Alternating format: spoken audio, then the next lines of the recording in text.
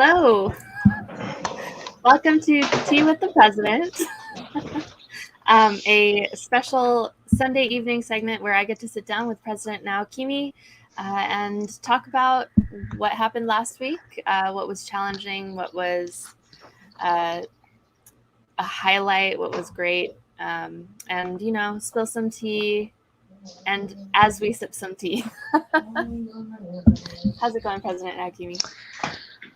Yeah, another full day.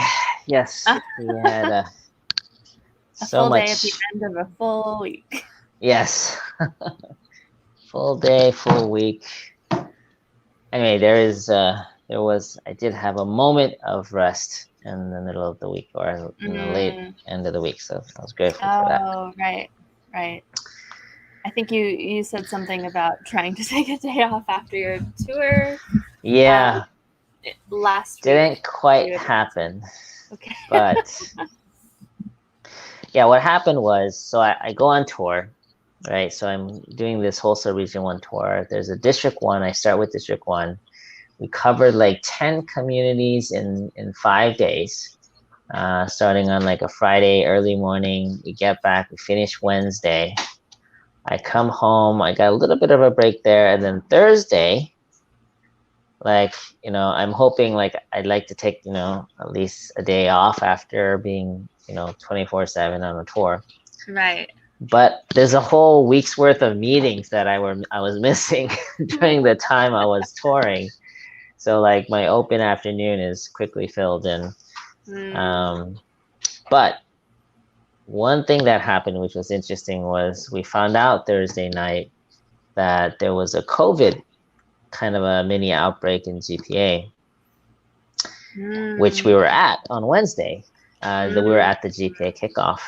And so we had to cancel the New York City tour that was starting Friday morning and going through Saturday all day, Sunday.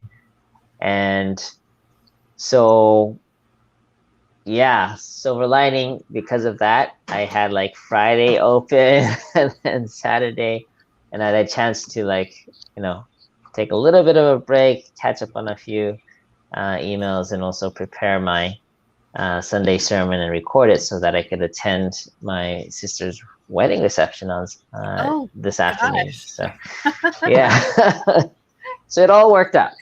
But wow, it was quite a.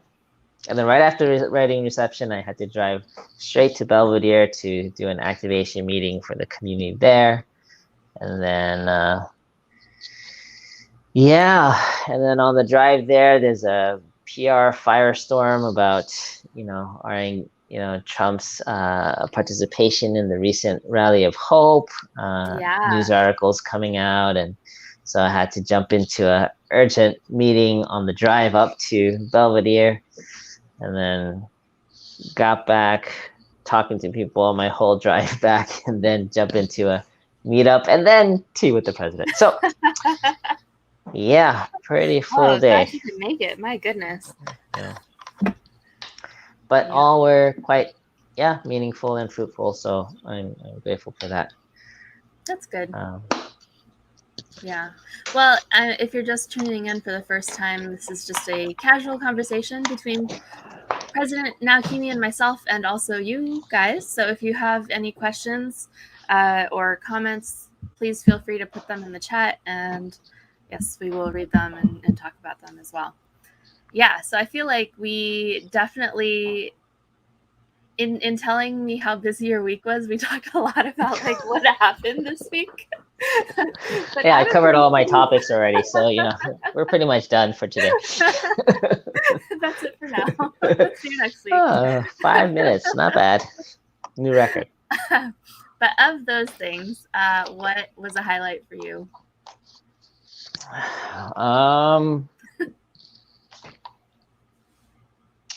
Well, on Thursday, I did have a moment to kind of. Oh no, it wasn't Thursday. It was Friday. Yeah, so that's why I was grateful. On Friday happened to be my 300th day in office as the president of Family Federation, and for me, numbers are significant. Right. So I felt like I wanted to take the time to reflect on how things were and what was accomplished during that time. And because of the COVID, situation, I was able, we had to cancel for safety reasons, cancel the tour. By the way, I did test negative on Saturday, and so I was able to continue the tour on Sunday. But that gave me Friday to really just kind of reflect on the past 300 days, and that was really meaningful. I really like taking the time to, because I'm so busy. I just like taking the time occasionally to just reflect on what has been done and accomplished, and things I appreciate and things like that. So yeah, when I had that chance, I felt like, as stressful and busy as I have been, I could see some really significant developments, which I'm really proud of. And so that was a meaningful time I spent, kind of personal time with me, and reflecting on that on Friday. So that was nice. That was a highlight. Great.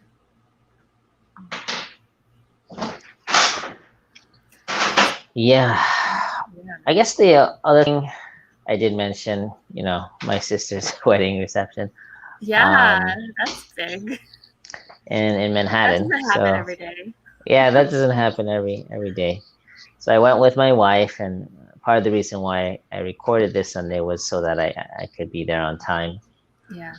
And yeah, it was interesting. She sat me right next to their couple, and then my sister's kind of husband's parents. So we were at a table with I guess her parents-in-law. So I felt like she had us sit next to the like the representative parents. Yeah, kind of. It was like interesting. We felt kind of honored or kind of connected in that way. So I was grateful for having that opportunity. Normally, I would be like, I'm busy. Sorry, I know that sounds terrible, but I felt like,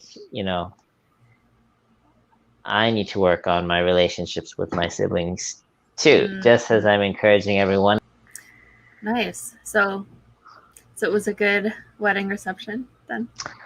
Yeah, I mean, it was longer than I expected, but it was like 3 hours. I scheduled for 2 hours, but it was almost 3, and then I had to kind of step out. Right. But we had a chance to talk with the parents-in-laws, and my sister was really grateful that we were able to come. So that was nice. Nice. Okay, so then I guess I want to ask about GPA. Yeah, sure. Yeah, so GPA had a little outbreak. What is different this time than last time?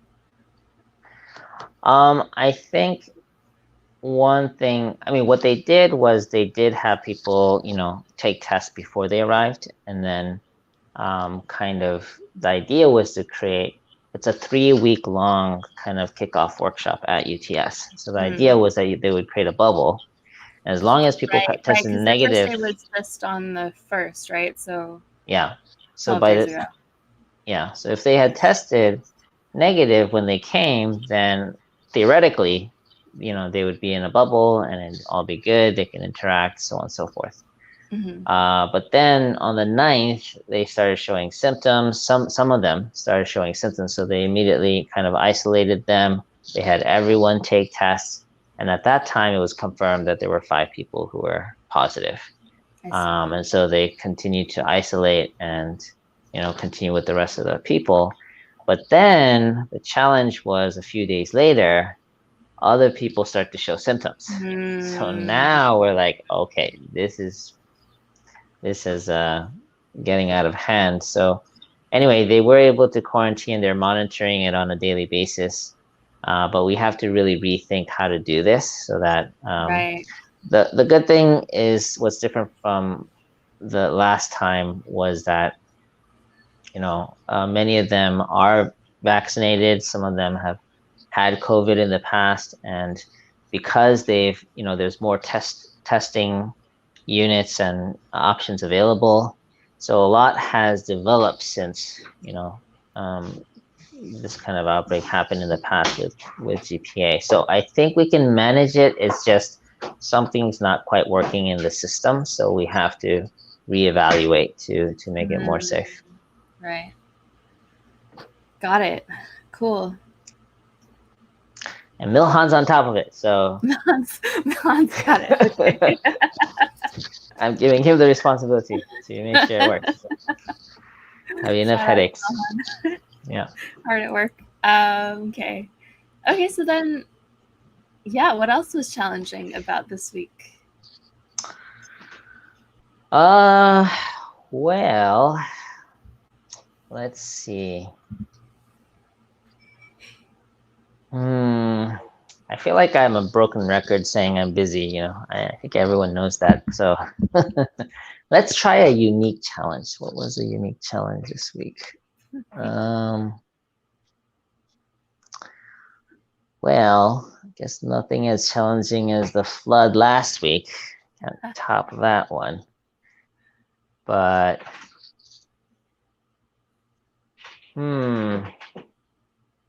well,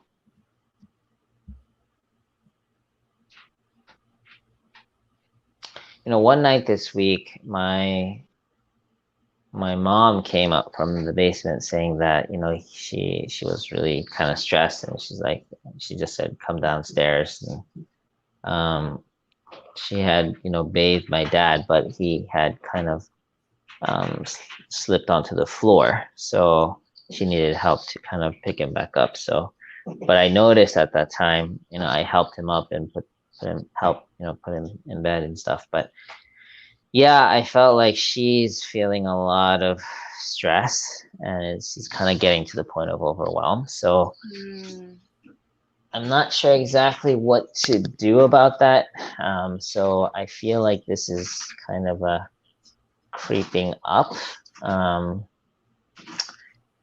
it was kind of that, it was big when it first happened, what was it, July? So it's August, September. It's been 2 months, right?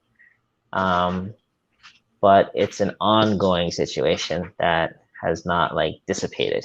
It's just, it's kind of old news, so we're not bringing it up, but it's still a persistent issue that needs to be dealt with. So that's, it was kind of a reality check. It's not the same as before, and I do need to figure out how to provide, time and support for my parents. And it's hard to do that with this busy schedule. So yeah, that's kind of came up again this week, and need to spend a little bit more time actually thinking and doing something about that.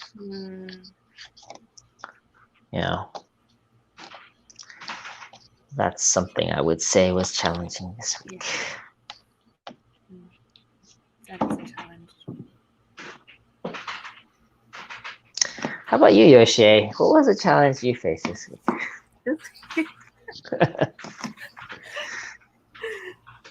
Yeah, something interesting that happened this week that I definitely want to talk about, and I'm not quite sure if it's a challenge yet, but it's walking that line. Rally of Hope happened, right? Last night. That's right. Last night it did. Yes, and President Trump spoke. And this morning during the Sunday service, somebody mentioned, I think actually Ethan Anderson mentioned in the comments that Moonies were trending on Twitter. And so I went and I looked, and yes, he was right. And Moonies were trending on Twitter because President Trump spoke at a cult leaders event. And So yeah, this morning was kind of a distracting morning for me during Sunday service because I was both kind of watching the Sunday service comments and also looking at what was happening on Twitter. And I think the biggest challenge there is that, well, no, there's a lot of challenges, but it's really hard for the mass general public to differentiate between Family Federation and Rod of Iron Ministries, because like Moonies are Moonies. And so, yeah, I was seeing a lot of, imagery for rifles and stuff. And interesting. Yeah. And just Wow, generally, that's like false advertising. Yeah, it was just really interesting to see because people were just dumbfounded. Like, well, first of all, like, no, like, in this social media sphere, like, Trump is not a popular person, and like, is he out of his mind working with this woman? Okay, that's one thing. And then two, then they look a little bit further, and like Prime Minister Abe was the speaker immediately after, and they were like, their brains were breaking. They were like, and they just like, I think it really could not compute. And I like, in several different ways, it could not compute. And so therefore there was a lot of like anti-cult, conversation happening. Yes. And, we don't have a presence on Twitter. And so anyway, but so I was kind of being struck by that. And then also, it was just really amazing to me how angry people were and how like vocally responsive they were, like, against this thing happening. Except if you even did a little bit of research, if you even like watched the video that you were already attaching to your tweets, like, you would see that the event itself was purely about the peaceful reunification of North and South Korea. So like, the wind in their sails could have so easily just disappeared with just like a couple of extra clicks, and my hope is that enough, again, we were trending on Twitter, enough people kind of saw that and maybe independently did a little bit of research. I know, like, for instance, Shinki Detlefsen, who is a second generation on the West Coast, posted on Twitter and was like, I'm a Moonie. I see that Moonies are trending on Twitter, so please ask me anything, Wow. So there was a little bit of kind of grassroots stuff happening over in social media land. Yeah, so just something to kind of like keep monitoring. I think I don't necessarily think it's 100% bad, again, because there was nothing bad about the event. There's nothing bad about any of it. So yeah. Now, I was really impressed with the event last night. Usually I get kind of exhausted after the first hour or 2 hours of watching a rally of hope, but this time each of the speakers were really distinguished, and their content wasn't like, how do I say, the typical congratulations, you guys are working for peace. They were very like unique and specific messages about the topic of North-South unification. And I don't think we've ever had this level of, high profile leaders speaking at our events before. So, it's one thing. I mean, even just having Trump is huge, but then also having Abe, it's just like the Prime Minister of Japan. Like, how much more legit can you get, right? So my mom texted me afterwards, and she said that she cried during Abe's talk because she just felt like there had just been so many years of persecution coming, like from Japan, and during his leadership also, and so she felt like that was such an important thing to have happened. Yeah.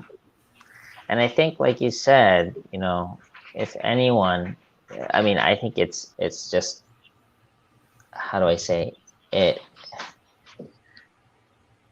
What's the word? It's not like, there's a phrase like, there's no such thing as bad PR. Right? Which is like, But, you know, it's like, yes, no. Yeah, there. Actually, there is. But the point is that the fact that, you know, when was the last time Moonies trended on Twitter, or, you know, never. It's like never, right? I mean, so, every blessing we definitely get some, you know, some press, but yeah, a little bit. But so, and then the thing is, the event itself was solid. So if anyone who's serious about digging in, they're going to actually see the real story, and, you know, easily see that what's going around in social media is all hype, but it's not the real deal. So anyway, it's interesting to see how this is going to develop. We had a whole like urgent PR meeting today on my drive up to Belvedere, so I had to kind of tune in on that as well. Yeah, but I think it was even Trump's message yesterday, you know, he was talking very strongly about seeing the possibility of North-South unification of Korea. And I mean, that's awesome. That was the purpose of that event, was to get, you know, people to think about and see the possibility and have hope in that. So whether it's Trump or anyone else, you know, having that level of, again, high profile leadership, making strong statements like that is furthering our cause. So yeah. And I mean, from the start, I think my attitude about all of it was like, True Mother is going to be so happy to work with whoever shows up to the peace party. Yeah. So like, we should welcome the people to the peace party, you know, and invite more people to the peace party. You know, side note, but related, you know, other people were invited. You know, the Clintons, Obamas, you know, all Bidens, they were all reached out to, but the person that responded was Trump. So I think what people don't know is that the party is open to all leaders. Just where we got to work with who responds. That was the other thing that I was seeing on social media, was like, oh, like Unification Church has such deep ties with the Republican Party. Yeah, you can say that. Yeah, you can say we do invite everybody, just not everyone shows up to the party. Yeah. Anyway, today it became clear that unificationists, the Moonies, didn't go away, and so we're back on people's radar. Oh yeah, we're back on the radar. Yeah. All right. Maybe it's a step towards the mainstream. And, you know, like if you're in the spotlight, then things get a little scary, but yeah, it does. Yeah. But trusting that it's all part of God's plan somehow. Yes. Trusting that some people maybe will do a little bit of independent research and you know, click on the link and listen to the speeches. Yeah. Because the speeches themselves were great. Yeah. Okay. So we talked about the challenge of the week. Actually, we got 5 minutes left, Yoshie. So, so move quickly. Got it. Well, I think that was like the main thing that I wanted to talk about today. I see. Okay. What were other key developments to happen for you this week? I think, well, completing that District 1 tour was big because I haven't visited all the states before. So since I started presidency, this was the first time actually visiting all the northern states in the sub-region. And so, yeah, that was significant. And, it also was the first time trying the messaging and the whole activation meeting with the content in the District 1. And I feel like it's getting better each time. And this one that I just did today at Belvedere was the best one so far, where I felt like it was a complete experience for the members. It wasn't just sharing the vision, but each person got to choose what they wanted to focus on, had a discussion upon it, reported back, and there's a clear leader, assigned or appointed in each of those 5 areas. So I felt it was a really solid, meaningful, productive meeting that really implemented the vision I had for all of this and how it's meant to happen. So it was very hopeful. So I was excited that that activation meeting at Belvedere happened. Yeah. Great. And what are you looking forward to in this next week? Well, because we had to cancel the tour for New York District 2 for Friday, Saturday, we rescheduled actually for this coming Wednesday. And then this coming weekend is the District 3 tour. So that's where we're going to go to Delaware, Philadelphia, New Jersey, KA, Elizabeth. So it's another whirlwind. But by Sunday, this coming Sunday, I'll be done with my tour in Sub-Region 1. And having visited... get extended a little bit, so you're not quite done. Yeah. Well, we moved it to Wednesday, so it's still within the 3-week time period. And by this Sunday, I'll be done with District 3 as well. So very ambitious tour, but I'm looking forward to just getting it done. Once the tour is done, all the communities in Sub-Region 1 will be activated, and then we'll set up regular meetings for follow-up.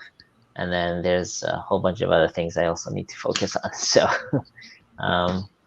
yeah, that's what I'm looking forward to, is completing this activation tour for Sub-Region 1.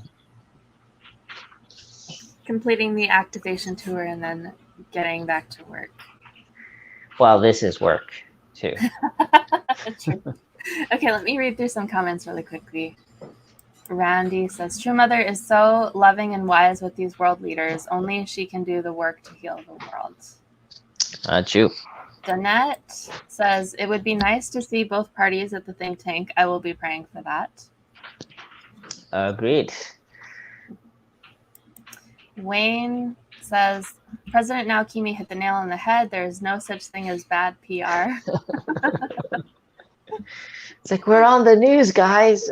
It's like, not the best perspective, but... And then Marianne says, how was the 8 p.m. meeting with young leaders? Oh, yeah, that went well, too. That was with the District 2 Next Generation, District 3 Next Generation Leadership, and with Pastor Crescentia, and we had like 35 people there. Anyway, it was a substantial group, all leaders in their own right, and we had a very, meaningful conversation.